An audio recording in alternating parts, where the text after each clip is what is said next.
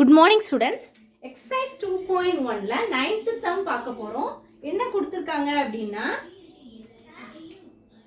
ரொம்ப இம்பார்ட்டன்டான ஒரு சம். இது வந்து ரொம்ப இம்பார்ட்டன்ட். அந்த டயக்ராமும் அந்த கொஸ்டினை நீ அண்டர்ஸ்டாண்ட் பண்ணிட்டீங்க அப்படின்னா ஈஸியாக அதை போட்டுடலாம்.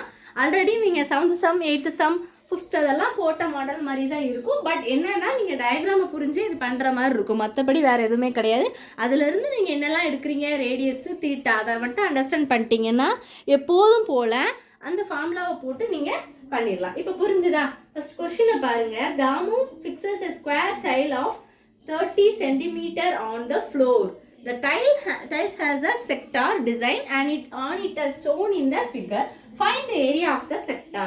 இப்போ பாருங்க, அதாவது என்ன சொல்லியிருக்காங்க அப்படின்னா தாமு வந்து ஃபிக்ஸ் பண்றா ஒரு ஸ்கொயர் ஒரு டைலை வந்து ஃபிக்ஸ் பண்றா. அது என்ன ஷேப்ல இருக்கு? ஸ்கொயர் ஷேப்ல இருக்கு. அது வந்து ஃப்ளோர்ல வந்து ஃபிக்ஸ் பண்றா. அது எத்தனை சென்டிமீட்டர்ல இருக்கு அப்படின்னா 30 சென்டிமீட்டர். அப்போ இங்க 30 சென்டிமீட்டர் ஸ்கொயர்னால என்னதான் 4 சைட்ஸா ஈக்குவல். அப்போ இங்க 30 சென்டிமீட்டர் அப்படின்னா எல்லா சைடுமே என்னதான் இருக்கும்? 30 சென்டிமீட்டர். நீங்கள் எக்ஸாமில் இது பண்ணும்போது நீங்கள் நோட்டில் எக்ஸாமில் பண்ணும்போது நீங்கள் என்ன பண்ணிக்கணும்? பென்சிலில் தான் ட்ரா பண்ணணும். நான் வந்து உங்களுக்கு நல்லா அண்டர்ஸ்டாண்ட் ஆகணுங்கிறதுக்காக நான் ஸ்கெட்சை வச்சு ட்ரா பண்ணி எழுதியிருக்கேன். நீங்கள் அப்படி யூஸ் பண்ணக்கூடாது. பென்சில் வச்சு கண்டிப்பாக டயக்ராம் இருக்குது அப்படின்னா அதை கண்டிப்பாக நீங்கள் ட்ரா பண்ணியிருக்கணும். அதுக்கு மார்க்ஸ் கண்டிப்பாக கொடுப்பாங்க. நெக்ஸ்ட் பாருங்க, இது புரிஞ்சுதா? அப்போ நம்ம என்ன எழுதிக்கலாம் அப்படின்னா ரேடியஸ் வந்து என்ன போட்டுக்கலாம்? 30 சென்டிமீட்டர். புரிஞ்சுதா? ரேடியஸ் போட்டாச்சு. இப்போ நம்மளுக்கு ஏரியாவில் என்ன formula? Theta divided by 360 degree into pi R square. இதுதான் என்ன ஃபார்முலா? ஏரியாவோட formula. Theta divided by 360 degree into pi R square units போட்டுக்கணும். இப்போ இதில் வந்து நம்ம LR/2 போட்டாலும் எல்லோடதுக்கு இதுக்கு தேவையில்லை. ஸோ அதனால தான் நான் தீட்டாவே போட்டேன்னா இதுல தீட்டா கிடைச்சிரும். எப்படி கிடைக்கும்? என்னன்னா இங்கே பாருங்க, இங்கே இது வந்து ரேடியஸ் தான் 30. ஏன்னா இதுதான் இவ்வளோதானே இருக்கு, அது ரேடியஸ். இப்போ டயாமீட்டர் கிடையாது. டயாமீட்டர்னா ஒரு ஃபுல் சர்க்கிள்னால அது டயாமீட்டர். அப்போ இது பாதி ரேடியஸ். நம்ம அது போட்டுட்டோம். அடுத்து தீட்டா வேணும். இதில் பையோட வேல்யூ அவனே சொல்லியிருப்பான். 3.14 போட்டுக்கோங்க அப்படின்னு சொல்லி அவனே பிராக்கெட்டில் பையோட வேல்யூ அவனே கொஸ்டினில் என்ன பண்ணியிருப்பான்? கொடுத்துருப்பான். நீங்கள் பாருங்க.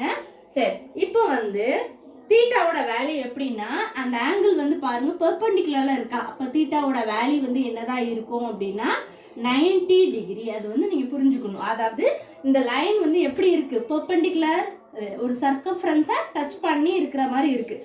ஸோ அது வந்து இந்த இடம் வந்து என்னது? தீட்டா. இது வந்து இந்த பாயிண்ட்டை மார்க் பண்ணி வச்சுக்கோங்க. இதுதான் என்னது? இதுல இருந்து இது வந்து எப்படி ஒரு பெர்பெண்டிகுலரா இருக்கு. அப்ப தீட்டாவோட வேல்யூ 90 டிகிரி. இப்போ இதை நீங்க அப்படியே அப்ளை பண்ண போறீங்க. 90 degree divided by 360 degree into பையோட வேல்யூ 3.14. நீங்க அதுதான் போடணும்ல. உங்களுக்கு குழப்பறமா இருந்ததுன்னா சப்போஸ் நீங்க 22/7 போட்டு கூட பண்ணிக்கலாம். அடுத்து ஆரோட வேல்யூ என்ன இருக்கு? 30. So 30 into 30.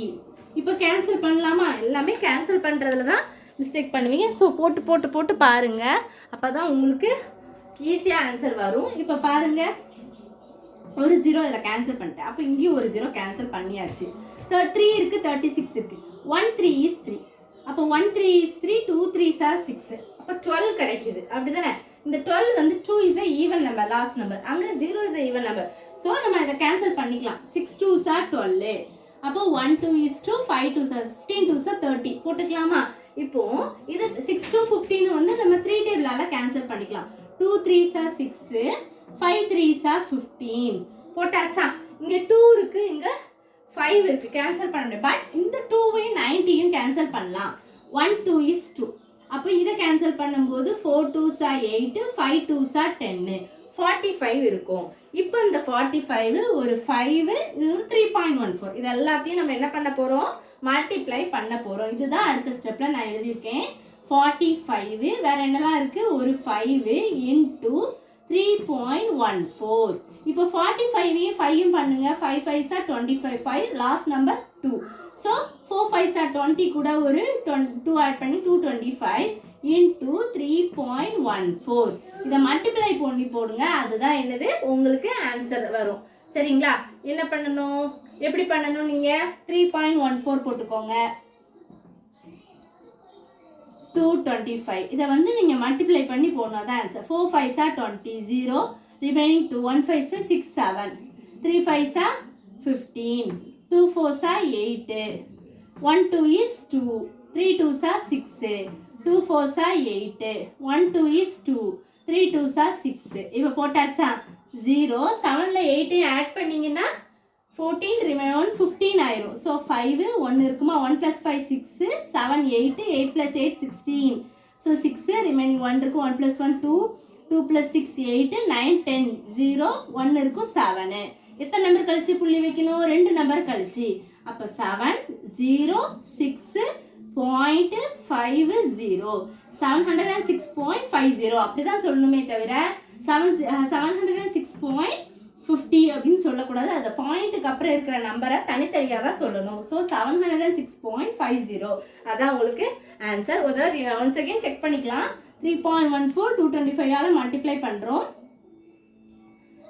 4 5s are 20, 0 2, 1 5 5 6 7, 3 5s are 15, 2 4s are 8, 2 1s are 2, 2 3s are 6, 2 4s are 8, 2 1s are 2, 2 3s are 6, 0 7 + 8 5 1 6 7 8 16 6 1 8 9 10 0 1 இருக்கும் 1 + 6 7. இதான் ஆன்சர். இவ்வளோதான் அந்த வீடியோ. தேங்க்யூ.